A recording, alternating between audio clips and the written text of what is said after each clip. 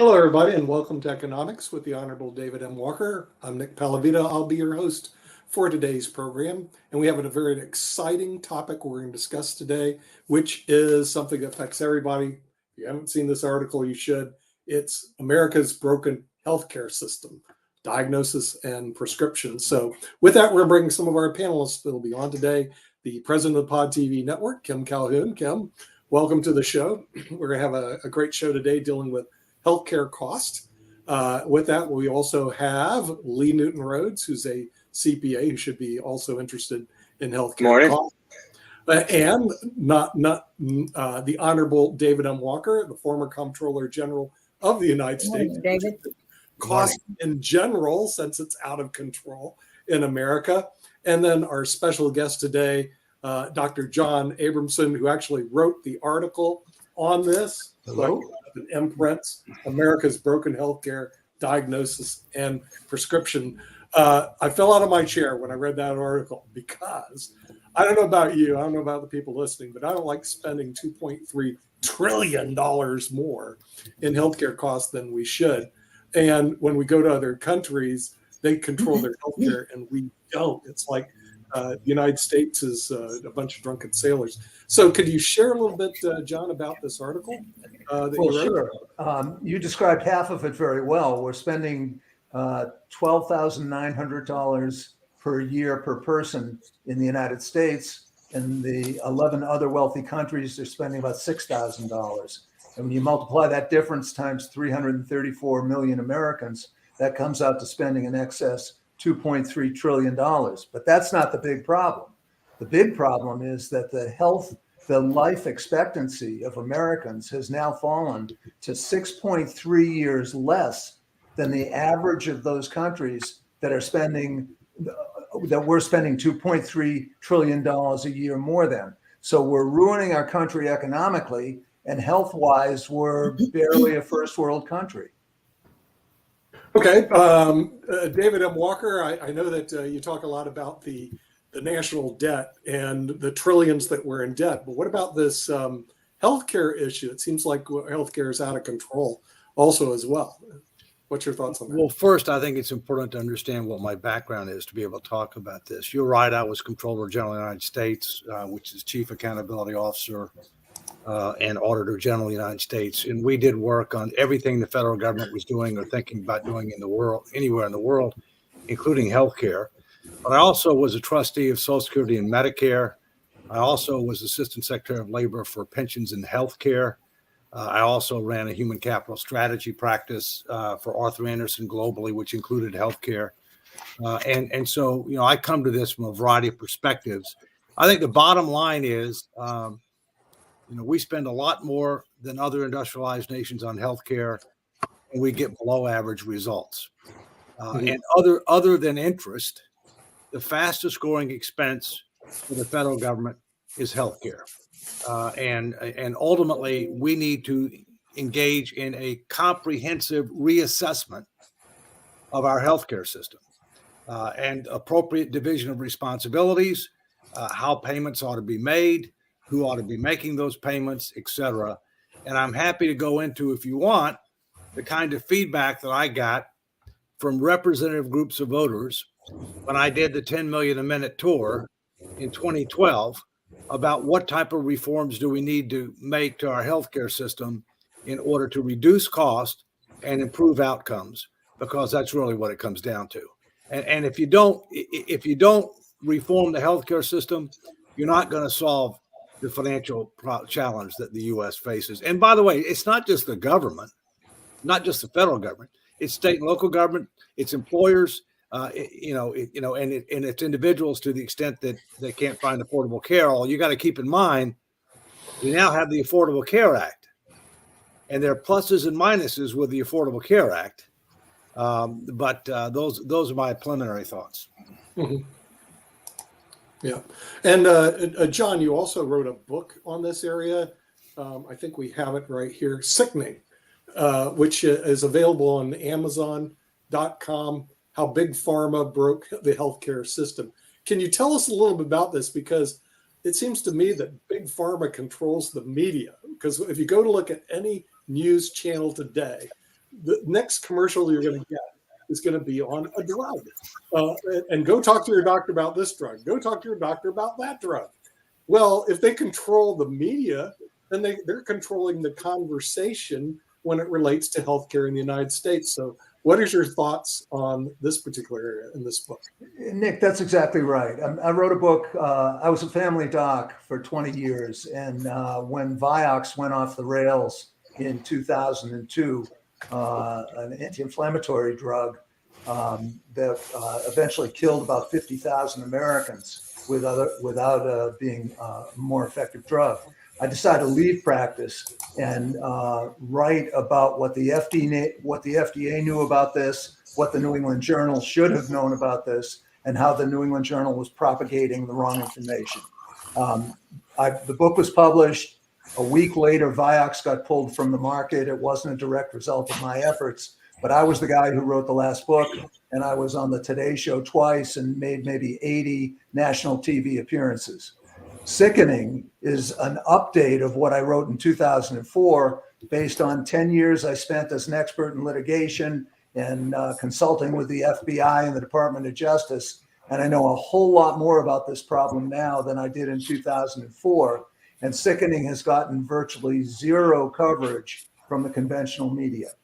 And I've heard, I don't know it's true. Okay, I'm sorry. Go ahead, David. No. Finish your thought, John. I just wanted to comment on something when you're done. Go ahead. Okay. So I've heard that there's an unwritten rule in TV, in commercial TV, that there's not a pharma critic to be on any segment that's bordered by a drug ad, which leaves no segments that are unbordered by drug ads. So this book tells the story of what's wrong with American healthcare, and I want to get into the problem underneath the surface as the discussion goes on. But the real problem is that the American people don't know about this because it's not in the commercial media's interest to bring them this information.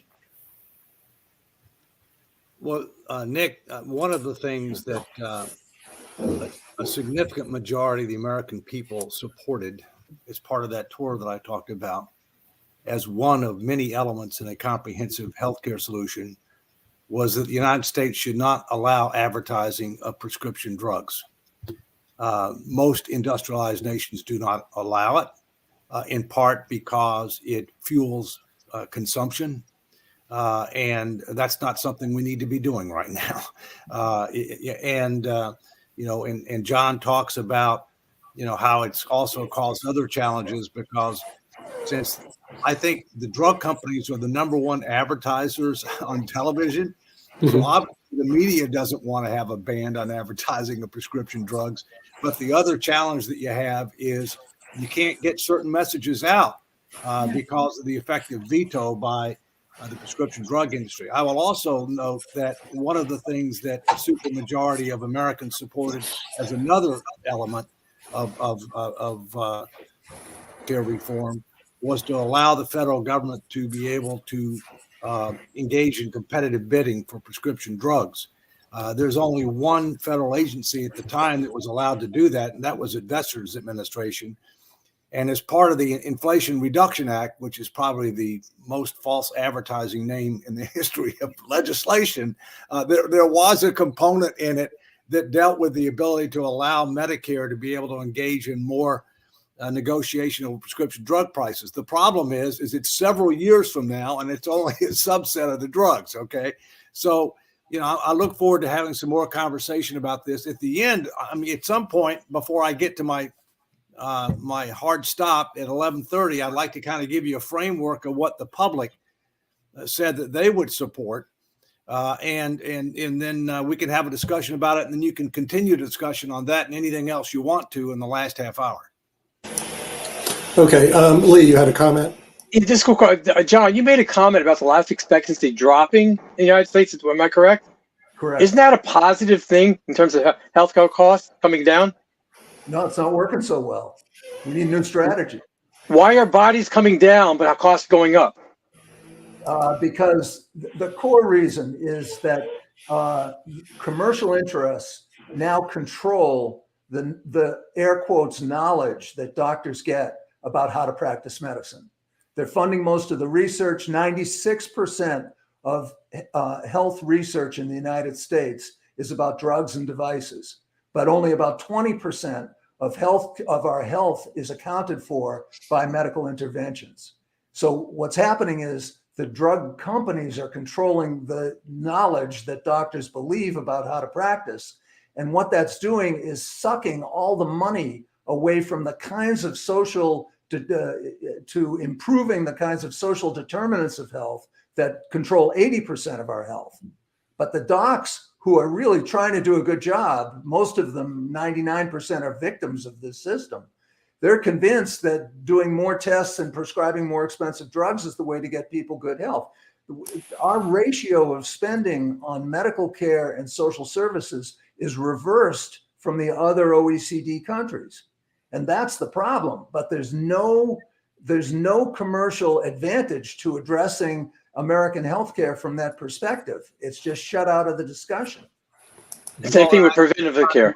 I think, John, you would also agree that COVID had something to do with it, at least on a short-term basis, right?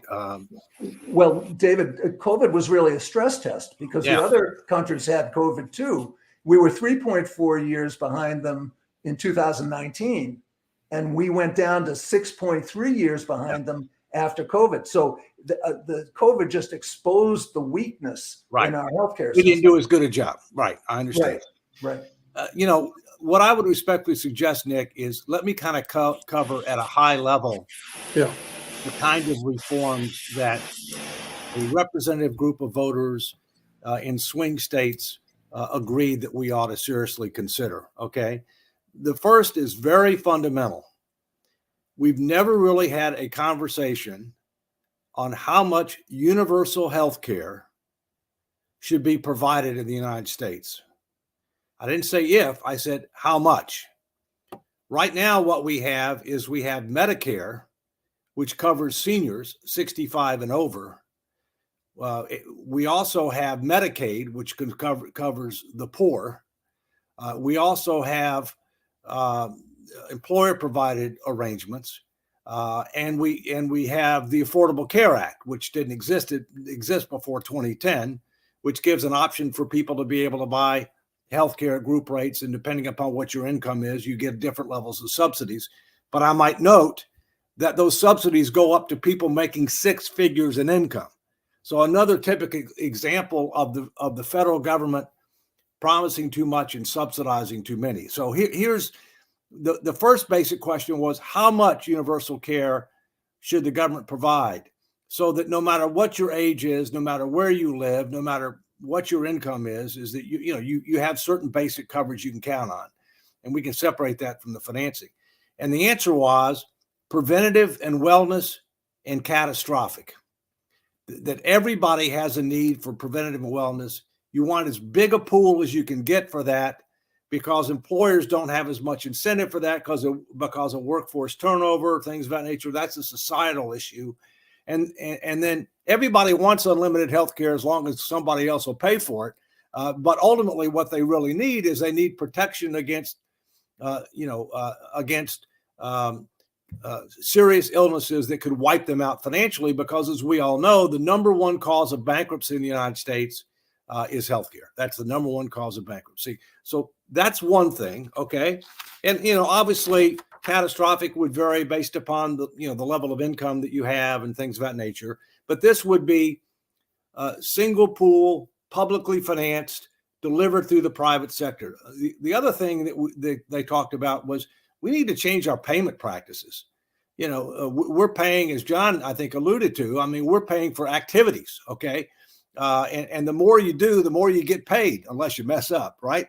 And then also an issue on that is, what about malpractice reform? We also need malpractice reform because, there needs to be some type of safe harbor as long as physicians, follow standards of practice determined by physicians, not determined by the government. Because in many cases you find, and I'd be interested in John's thoughts on this when I get done with this, in many cases you find physicians are doing things, they're doing more, prescribing more, because that's kind of standard practice, and they also get paid more for that. And if they don't mess up, they've got less of a likelihood of getting sued because of an omission, if you will. So we need more evidence-based payment practices. Other countries such as Germany have done that. We need to phase out the tax exclusion for employer-provided and paid health care. The number one tax preference in the Internal Revenue Code is the fact that individuals don't pay income taxes or payroll taxes on employer-provided and paid health care, no matter how lucrative the plan is. It's hundreds of billions a year. And that desensitizes individuals from their true level of compensation, the true cost of health care. We also need more transparency as to cost and quality with regard to health care, because people are not in a position to make an informed decision. I mentioned about medical malpractice laws. The other thing is you can't write a blank check for health care. Not even socialized countries write a blank check for health care. It'll bankrupt you. You have to have a limit as to how much you're willing to allocate. Other ideas that came out, including with regard to Medicaid, is to be able to have more income-based premium subsidies for Medicare and Medicaid, and to fund Medicaid through block grants, where basically you're establishing a minimum coverage level. If states want to do more than that, that's fine, but they're going to pay for it. And that the federal government's going to pay a certain amount per person, similar to what Germany does. They get paid a certain amount per person, and then which provides more of an incentive for them to be able to manage the cost. And as I said before, we've got to do more to enhance steps with regard to quality, and part of this is visibility. Last thing I'll say is I've always preached that you got to have three things for any system to be successful and sustainable over time. Properly designed incentives that encourage people to do the right thing and discourage them from doing the wrong thing. Adequate transparency, in this case, as to cost and quality, to provide reasonable assurance they will. And appropriate accountability if they don't, with rewards for people who do. So it's both sides. Incentives, transparency, accountability. Healthcare, 0 for 3. Strikeout. Can I interrupt here for a second? I think we have a good health care program and people and doctors, but we have a pathetic payment program and reimbursement program for the doctors. The insurance doesn't really pay the doctors. They have to fight. They had to hire admin to cover and get the payments in, and more admin. I will predict in 10 years or less, we won't have any good doctors left in this country. And you want to know why it costs so much? Because the insurance companies are not paying them, and they have to increase their rates to get something or some kind of compensation. Malpractice, David, I agree with you on a lot of that. But the reason why they're not getting to be able to practice the way they want to is their hands are tied by insurance. Insurance dictates what they can and cannot do for people based on what they will or will not pay, or what you're eligible for. Or you might have to wait 3 to 6 months, and then it's too late because you had to wait for eligibility. I'm on a new program. I wish I had read it a little bit better because I had to switch programs. And, I have to go through a virtual doctor first, who then will get me into a PCP doctor, who will then say, I refer this, but now the insurance says, well, he refers it, but we want this doctor to refer it, and we want the virtual doctor to reevaluate it. And so by the time you get your medical care or anything done, you're probably dead. So what I'm going to say is, our problem isn't the health care. Our problem is the insurance. If we got rid of the insurance and paid into the system through our payroll, like you were saying, like a universal program, because we pay for Medicare and Medicaid anyway, up the ante on it because it's not going to be there anymore anyway, you would be able to make enough money if you're not paying insurance companies who pocket majority of the money, pay a lot of people who don't need to be paid for something that is not taking care of our health. Then you would be able to put that money towards more doctors.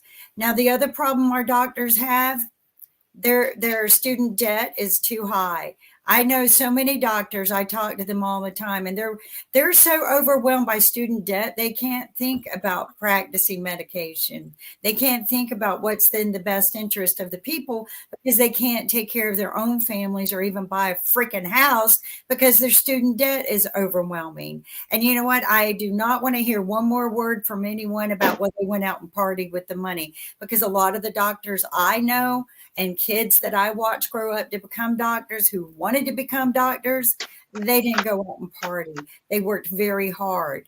So our problem does exist, but we Hang on. can't afford I'm it just Googling because of something. insurance companies. If you do away with insurance companies, get an automatic pay system like a blockchain program going in where money goes in and the doctors can collect and really get money, then I think that we would have less going out for prescriptions that were unnecessarily needed. I think doctors are just so overwhelmed with having to get through whatever the insurance will approve that it's easier to write a prescription than it is to just really treat, because they can't. Most of the time I get that, well, your insurance won't cover that. I'm going through something right now. Two of my doctors referred me, and the insurance company has a doctor, virtual care doctor. He goes, no, I don't refer that kind of stuff. Two of my medical doctors who have treated me for 30 plus years, who know me inside and out, their hands are being tied by insurance companies. So our medical industry is in a very bad mess, not because of prescriptions or anything else other than insurance companies have taken all of the money and they deny all of the treatments and hold the doctor's hands. You want to hold them accountable for prescribing or doing this? No, hold the insurance companies. John, And why don't get you rid jump of in? it. Because Get I've rid of got less than 5 minutes left. So Okay. Kim, Sorry. for the record, you look really good. So Oh, thanks. you're muted, John. Uh, You're still muted. You're still muted. There you go. Okay, am I here? You're there. You got me. Kim, I agree with you that insurance is a real problem, but there's a problem. We don't have much time, and I want to talk about a critical aspect of this that is below the surface of the water, and people who don't spend their lives looking at the data, the real data from clinical trials, don't understand the extent to which the knowledge that doctors believe is only knowledge that's manufactured, mostly knowledge that's manufactured by the commercial interests. So when an article is peer reviewed, we talk about evidence-based medicine, and an article is published in the New England Journal, and the peer reviewers peer reviewed it so the doctors can read the bottom line in the abstract and trust that it's true. The peer reviewers don't get the data.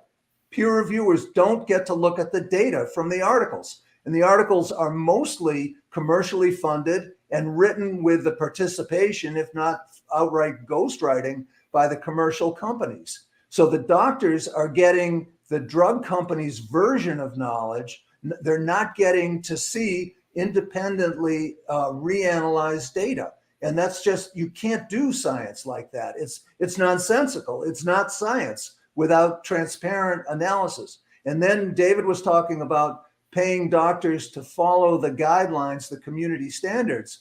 The people who write the guidelines, they too don't get the actual data from the clinical trials.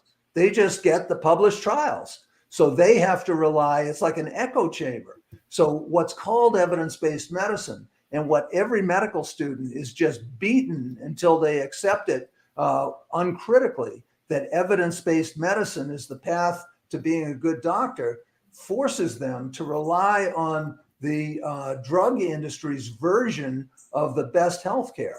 And this situation, it's crazy. Doctors are charged with being learned intermediaries. Their patients trust them to be learned intermediaries who can take the best of medical science and put it to the service of each individual patient.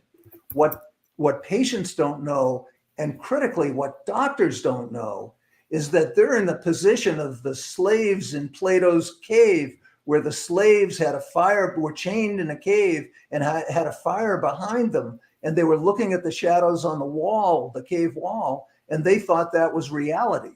And doctors are trained to believe that they're seeing real science when they're seeing commercially motivated science. And this situation just has to be outed. The journals make money by not requiring that peer reviewers have access to data. And the journals, a major part of their income comes from selling reprints of the articles they publish to the drug companies, so the drug company salespeople can hand it out. And the docs believe that the journal articles are true. And the docs and guidelines are admissible in court in these malpractice cases. And I agree there needs to be malpractice reform.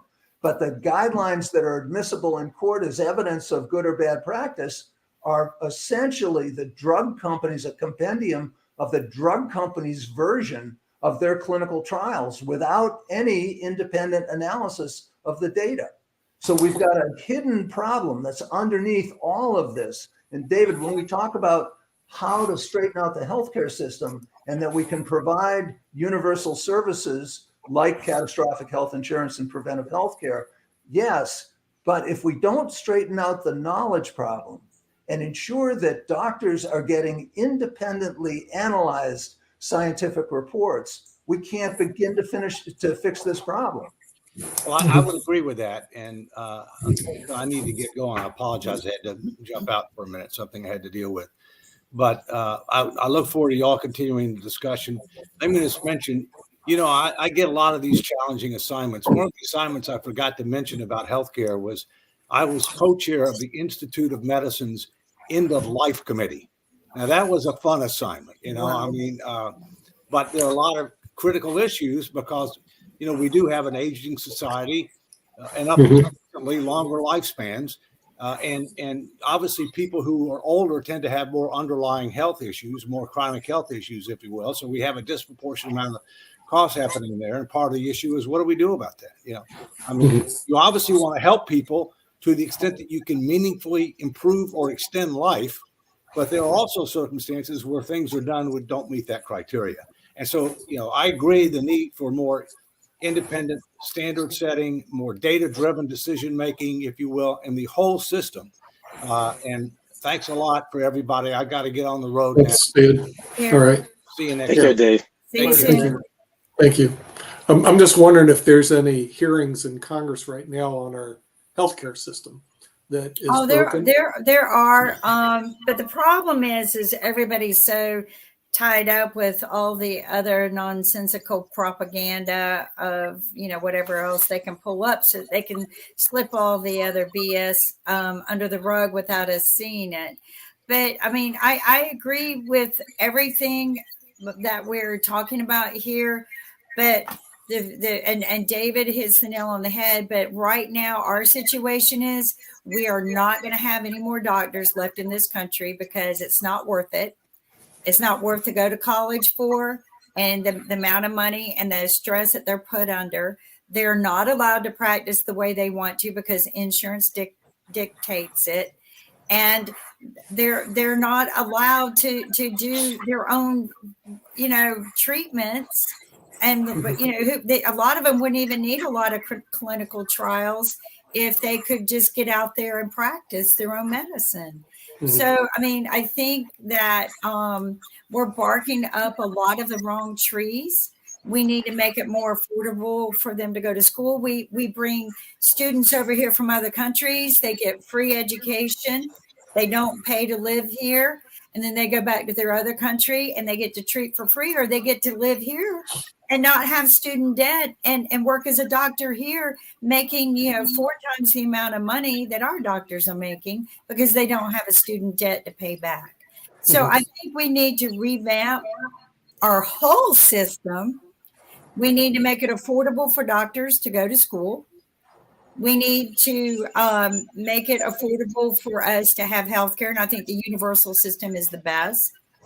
And we need to get rid of the insurance companies. They don't, who needs to get sued for malpractice? The insurance companies. Because they tell our doctors how It's we get it's treated it's and what 25%, approximately that's when 25%. we get sued. 25% of the cost approximately is insurance company cost. But the media also has a Yeah. direct conflict of interest. In the area that I work in, we're supposed to disclose material conflict of interest. Okay. Well, I've never seen any of our news shows disclose we have material conflict of interest with the pharmaceutical companies. Well, we And don't. hence programming related to pharmaceutical industry and their malbehavior will not be shown. There's no disclosures at all. If it was Well, a that's the security, reason why you'd we have had to all those disclose your doctors. conflict of interest, and they Right. have a big one. So now you have the general public, which is everybody out listening, that are totally unaware of the problems that exist and will always be unaware of the problems exist because media will not deliver the problems to you. Exactly. They're paid off. They're basically have a conflict of interest. And then you go to Congress. And I did a little work in Congress, John. I went up to the United States Senate. Okay. I was part of NAFA PAC, okay, IPAC, which is the 12th largest PAC in the country. So I was a member of the insurance company PACChem. All right. And I quit. I wasn't doing it anymore because here's what we did, John. We wrote checks to senators. We wrote checks to congressmen for access, and we got access. And as NAFA PAC, we wrote some big checks, like $600,000 to one senator to come to our meeting and deliver a short speech. And part of it was to influence the senators and congressmen to not vote on certain issues from the insurance industry standpoint. John, it's amazing how little people will, and how big, depending on what senator you are and congressman you are, will sell their souls for money. Okay. In other words, like, and after a while, frankly, I just get tired of meeting every month and we go over the people in Congress and who we're going to write checks to, who's going to be in favor of us. They're going to get checks. The ones that aren't going to get checks. I mean, that's going on all day. We were the 12th largest PAC, but we weren't the largest PAC. There were PACs ahead of us that were writing big checks. So guess who's paid off? Your congressmen are. And I've invited people, if you ever want to, go meet Senator. That's the reason you'll see my picture with Senator Tillis, my picture with Senator Burr, my pictures with all the congressmen. It was all bought and paid for by NAFA PAC. We're not the only ones doing it. Everybody, I just said, everybody's doing it. And your congressman is paid off by the pharmaceutical. John, did I hear you correctly that the data itself is not published and not peer reviewed? It's kept private? That's correct. That's correct. And when I lecture to doctors and ask the room, how many people here know that peer reviewers don't have access to the data, so they can't reanalyze the data. They just have to take what is submitted in the manuscript that's going to be published or submitted for publication. About 2 out of 100 people know that. And it's been impolite to even say that in public. The little vignette that I presented in the beginning of the Imprimis article, where I was a patient, I was in the ICU about 6 months ago, and a doc came in to try and get me on more cholesterol lowering drugs. And I just had a really complicated ablation procedure with one person going on the inside of my heart and one person going through my chest wall. And it was like a nightmare. And I was just coming out of that. I was like 36 hours out of that. This doc comes in to try to convince me to lower my cholesterol. And I can see the monitor out of the corner of my eye, so I can see whether I'm having any recurrence of ventricular tachycardia. And I say he's trying to convince me to take more drugs. And I'm saying, do you know that the articles that you're basing your argument on have not been independently vetted, that the peer reviewers don't get to see the data? And he said, yes, I do. And I said, I just let it out and said, how can you possibly see patients and present yourself as a learned intermediary when you know that you do not have access to independently vetted data? And he just shrugged his shoulders, and that was the end of the conversation. And that's in the Imprimis article. Folks, read that. You can get it online. But it's just shocking. And doctors don't understand that. It's impolite to say that in an academic setting. I'm sorry, they don't understand, or they just don't care? They're not stupid. They're not stupid, but they're in a social milieu where that's not possible. Just the way you're saying, did I hear you right? Right. The docs don't have a place in their brain to think about the peer-reviewed data not having access to, not being independently analyzed. They just can't see it.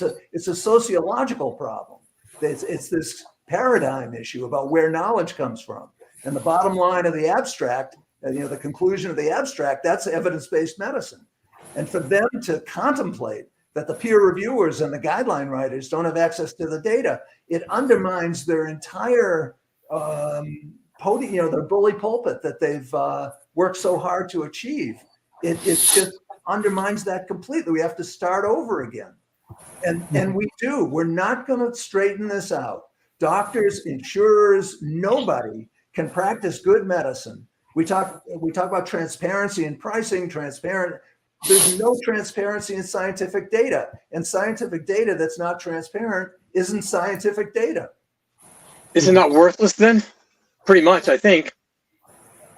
Sometimes they find some things that are inconsistent or something, and people have opinions about what conclusions you can draw from the non-transparent data. But yes, it's worthless. There shouldn't be medical journals. There's a market failure. And I really want to pick you conservative folks, experienced economic expert minds about this. The journals are making money by not demanding peer review of articles. They're selling reprints of their articles. They're selling advertisements. They're maintaining their impact factor by being attractive to big clinical trials. This is a market failure. It's a straight market failure. The journals are making money. The drug companies are making money, and the American people are getting hurt. What can we do? Well, the thing is, you can have an independent group of people, but that are true peer reviewers. See, the problem I've seen when I wrote. No, Nick, that doesn't work because they can't get the data. Well, the thing is, you have to allow them access to data. Yeah. When I wrote articles as a professor at Northeastern University for the Journal of Accountancy, they brought in a peer review group. But I can tell you, peer review is limited because sometimes their knowledge, the peer review person's knowledge is limited as what they're reviewing, and they're relying very heavily on the person who wrote the article to do all the heavy lifting. And they don't have a lot of incentives because a lot of them are volunteers that do the peer review to begin with. In other words, a lot of them are professors at other universities. Yeah. So the system is not designed to actually do a great peer review. I've stated in the affirmative, the system is designed not to do a great peer review. But in terms of medicine, there is an easy way out of this, because when a drug company does a clinical trial that has any potential to have regulatory impact, they prepare what's called a clinical study report. They take their patient experience forms and that have been put in electronic data sets, and they tabulate those electronic data sets into these clinical study reports that are up to 3,000 pages long.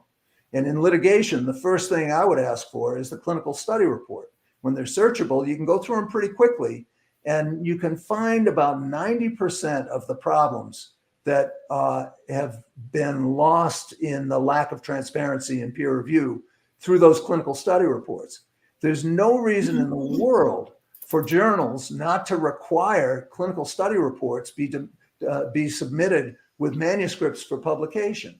And somebody who is experienced in this, as I did more litigation, you can get through those 3,000 pages in 10 or 20 hours, and you can pretty much suss out whether what's in the manuscript is supported by the protocol and the statistical analysis plan and the data that they actually had. So there's a solution that's obvious. I asked a journal editor, not a chief editor, but an editor of a major journal who I was at a meeting with, why don't you guys just require the clinical study reports to be submitted with the manuscripts? It would solve about 80 or 90% of the problem. Simple. And he said, before I got to the next step, he said it would be a death spiral for the journal.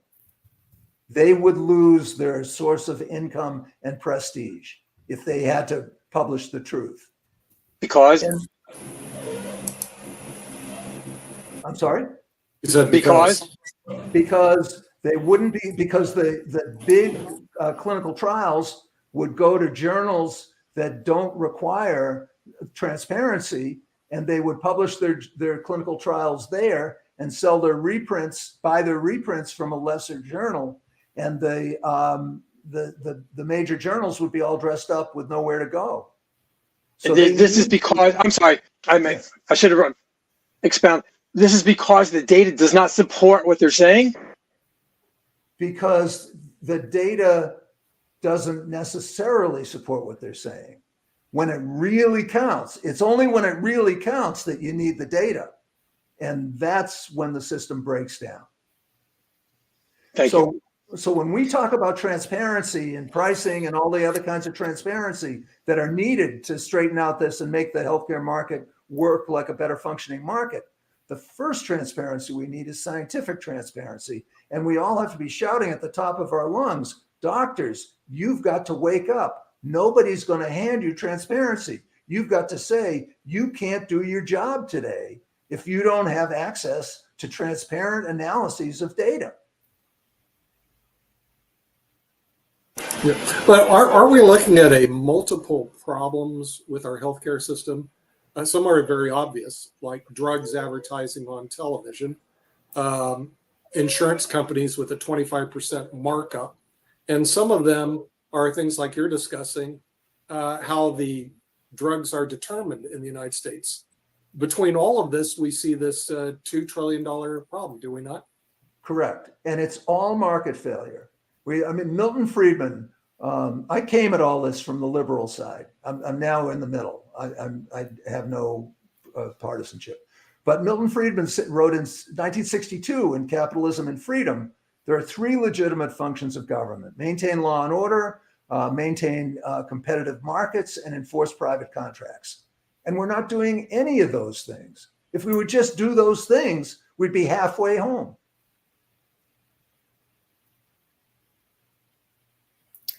Yeah, I mean, there's some transparency that's always lacked in the research field. You know, Nick and I, we kind of saw this also in the financial industry where they have the Green Book. Remember the Green Book?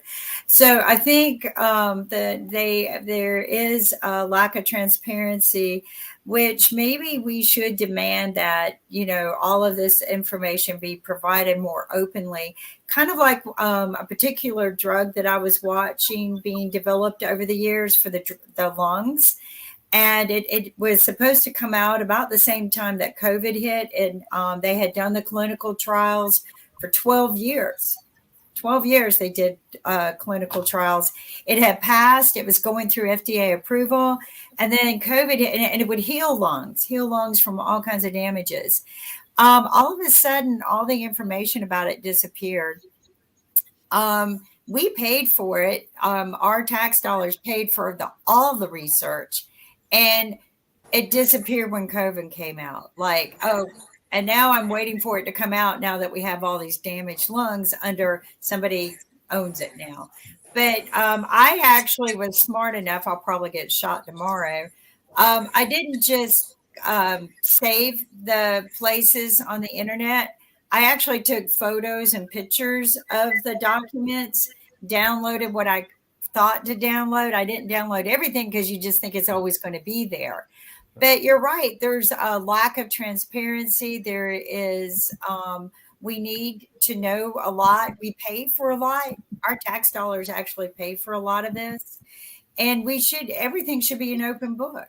Just like, anything in politics should be an open book, but it's not. And the people who control those purse strings, the people who control this, they own the purse strings to the pharmaceutical companies, to the insurance companies, because they want to control everything, because they want to keep the money in their world. So, I think if you follow, this is something somebody called me the other day and said, Kim, you wrote a book on this.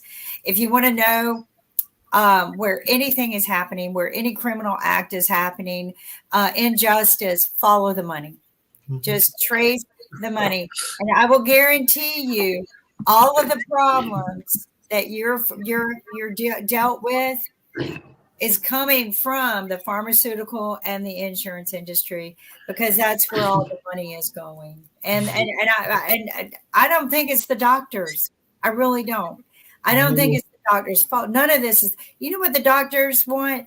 They want to be able to practice medicine, do a little bit of research, write some papers, and afford their home and cars. That's it. Really, that's it. All of this mess is not caused by doctors. It's caused by the wealthy, rich people who sell insurance. And yeah, Nick, you too. Kim, I want was the health insurance. I want to take exception. No, you don't. I'm joking. I'm joking. But I'm just saying that this is not a problem caused by the doctors. The doctors, if you sit down and have a one-on-one conversation with them like I do, you will learn that they're ready to throw in the towel. They're ready to quit. They're ready to quit. They're done. And the only place we're going to get medicine and medical care is in another country. So none of this research is going to matter anyway, because we're going to have to go to India or China where they can afford to be doctors because they got the education for free in our country. Yeah, so I want to take that's going to matter in the end of all of this, because in 8 years, because my doctors at Duke, they're dropping off like flies. You can't even get an appointment unless it's 6 months out now. Your all appointments, even for regular routine care, has to be scheduled out in 6 months. And if you have to change it, not going to happen. There's not enough doctors. There's a ton of admin, a ton of pencil pushers, a ton of bill collectors. Kim, you can change them in terms of the hours. It just sometimes take months, because I know that I had to reschedule my eye appointment. I think it's actually due for May, and it was just a regular eye appointment, but it was originally scheduled, I think, for February or something along those lines. So yeah, you can change the appointment. It's just that the time frame is vastly different. And yeah, but most eye care is not controlled by insurance companies. In fact, if you look, unless you're in a company that buys insurance for eye care, and dental care is the same way. Yeah, you can change those appointments because they're not controlled by insurance companies, and they get their money for the most part. I'm not sure about that, because when I got the eye appointment, I want to say that insurance was actually something that they requested. And it was one of those big, eye care chain type deal. No, it was an independent ophthalmologist, right? But I think some of them are at a network, and then they take cash. They'll submit your insurance, but they take cash from you. Right. Yeah, they take cash from and right. most eye care. I mean, some companies and some insurance companies cover it, but like if you go into the Obamacare, majority of that, the only people who get eye care is children. So if you go read all of these documents and read in detail, the only people who get any eye care under the Obamacare are children. I think Medicare, you can get eye care coverage, but it's like one of those Plan A, Plan B. God forbid I even try to read that. They have consultants now. That's how complicated it is to be able to even pay for your medical care. But I agree with you. There's a lack of transparency. It frustrates me. But what frustrates me more is our doctors not being able to, their hands are tied. They're not even able to practice. And most of them can't even pay their bills anymore. So, in 8 years, you're not going to be able to get medical care in the United States. 10. Kim, one thing I'd like to add to your analysis of the situation the doctors are in is they have this enormous amount of debt. I think they average $200,000 in debt. Yeah. And that forces them into the lucrative specialties. And it forces them away from primary care, which would provide care in a timely fashion and would save a whole lot of money in the healthcare system. So I think that student debt is kind of like the malpractice system, where it serves to stabilize a dysfunctional system. No, John, I'm sorry, NYU in Manhattan does not charge anymore tuition for medical students. I don't know if there are other colleges that do that also. Do they have to stay in New York State? They don't charge. Do they have to stay in New York State and practice a certain number? I don't know the details. In South Carolina, they do. So if you get your education for free in South Carolina, you're required to stay in South Carolina. So a lot of the states that do give the free education through the state schools, not the private. Now, the specialty doctors, I will tell you this, a lot of the doctors that I know that have been dropping out of the big practices are going to open up their private practices where they do not take insurance. And there's a program up the road from me where the doctors got together and you just pay them, a monthly fee, and they take care of majority of, that way you're just on a payment plan for, preventive cares and things like that. But a lot of the doctors are saying, I can't afford to even be in a big system. Not that, but Kim, a lot of them are also paying for their mental health as well, because even before the pandemic, I was reading that was saying that physicians were at twice the risk of burnout compared to the general population. About 40% of those surveyed reported depression and suicidal ideation, meaning that they were definitely a young woman recently that I've known for a very long time that became a doctor, and she's struggling. Mm-hmm. She spent all of these years becoming a doctor, and she can barely keep her head above water raising her family. It should not be that way. I don't think that they should be so overly graciously paid above and beyond everyone else. But they shouldn't be, so in debt they can't afford their mortgage, their kids, and to go on vacation. I mean, they need to be able to do and they can't. And Mark, you're right. You want to know why? Because when I talked to them, none of them understood the student loan they got. So they were making minimum payments. They're not financially literate. They're medically literate. And I don't want them to be financially literate. I want them to be medically more literate. They're making minimum payments thinking, it's going to be paid off in 10 years, and they owe more. Like the one person I talked to, she said, I paid and paid and paid for 5 years, and I said, now I have 285. Why? Yeah, but other schools, I know they're teaching them. But other schools, the government indentured slaved you. No, but that's one of the things I was curious about. And maybe I guess John has some thoughts on everything. That's what needs to happen first. Yeah. Nick, No, line up your class action lawsuits. But are they even being taught about regulations and things like that? Because I know a lot of, I'm around the corner from Duke, and I know they're taught a lot around the medicine and everything in that space. And I actually have some friends that work for some pharmaceutical companies, and I don't know that they're taught enough about regulations and requirements even when they're in medical school. I know they're ethics courses, but I don't know if they are learning enough about what they are facing to what John is talking about. And the other thing is, I don't think it's just the insurance companies that are in the battle of the need to tie in the money aspect, because I also think the education system plays a part as well, because I know a number of students that are getting Ritalin, and I just think that they're just hyper kids, and I don't know a kid yet that isn't hyper, but I think that Ritalin is one of those drugs that is given to folks needlessly in some cases. I'm not saying all the time, but in some cases it's needless. So I was just wondering John's thoughts about some of the points that I was picking up.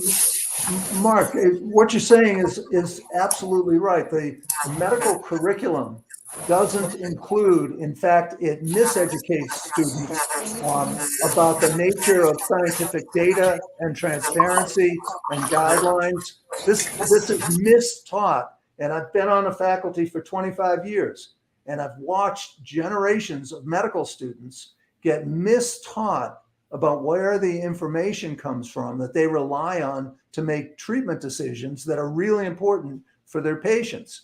So the problem here is all the things that Kim is saying they're all correct.